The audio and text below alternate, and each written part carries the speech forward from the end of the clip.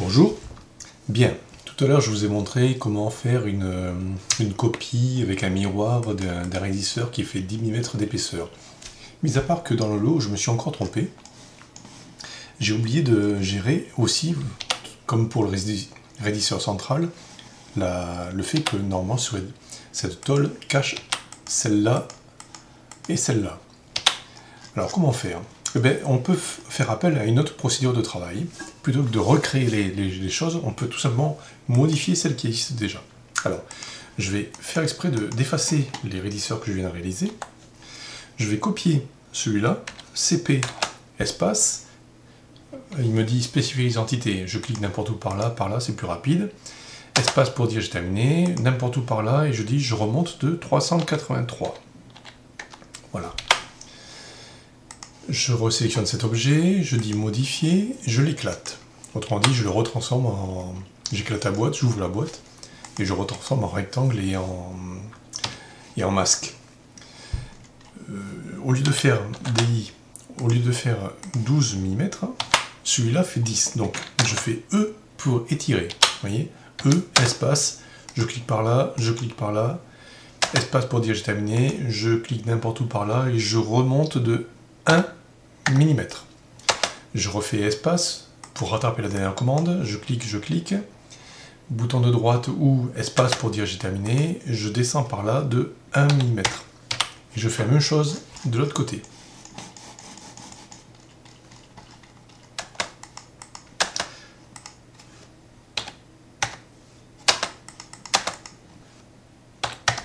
Voilà. Ma tôle ne fait plus que DI. Pour distance, je clique ici, je clique là, je fais bien 10. Mis à part que je n'ai pas géré le fait que les caches, eux, sont toujours à 12. Alors, comment faire? Ben, je vais faire CTRL-Z, je vous montre une autre procédure de travail. Voilà. Puisque j'ai étiré cette zone vers le bas et cette zone vers le haut pour réduire de 12 à 10 mm. Mais je peux faire la même chose, mais c'est un peu plus périlleux parce que la procédure demande un peu de, comment dire, de concentration. Alors je vais faire E, espace, pour étirer. Partez toujours, quand vous faites un étiré, depuis la droite vers la gauche, sinon ça ne marchera pas, même dans AutoCAD. Donc je pars de là pour englober cette zone, mais tant que j'y suis, j'englobe tout. Alors dans AutoCAD, en ce moment, il y a un bug qui fait que tous les objets qui sont à droite de l'écran, qui ont disparu de votre fenêtre de sélection, ne sont plus sélectionnés. Alors on va voir, on va vérifier in situ si DriveSight est affecté du même bug.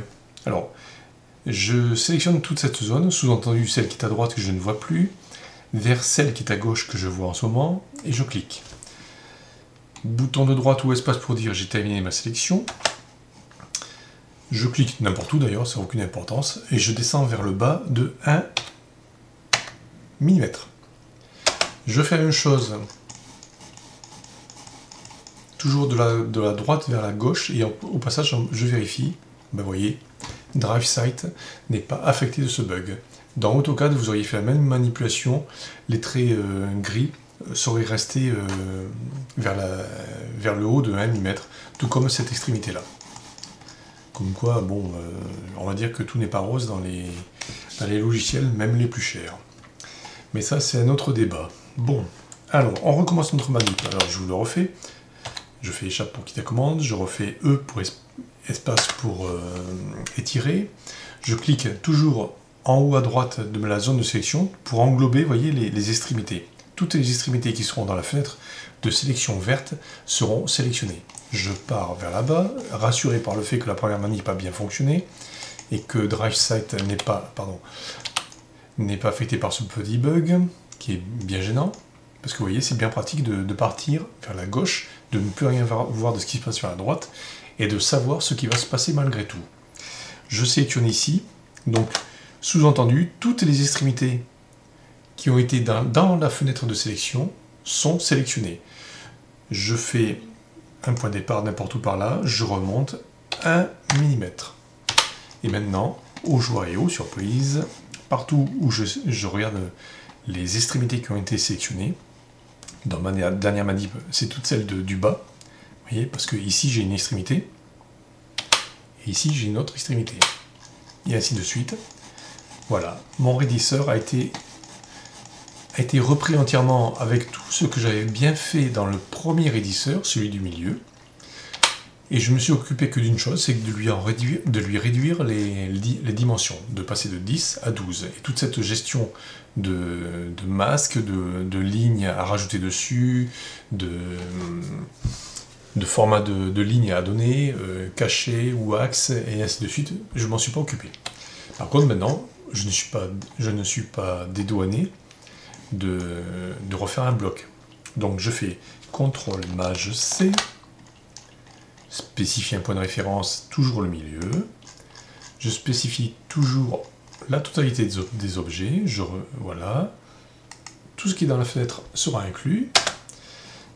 Je fais CTRL-MAJ-V pour coller le bloc, pour coller un bloc constitué des éléments que je viens de sélectionner au même endroit. Et je fais EF, espace, pour dire P précédent. Les précédents objets qui ont servi à fabriquer le bloc, je les efface.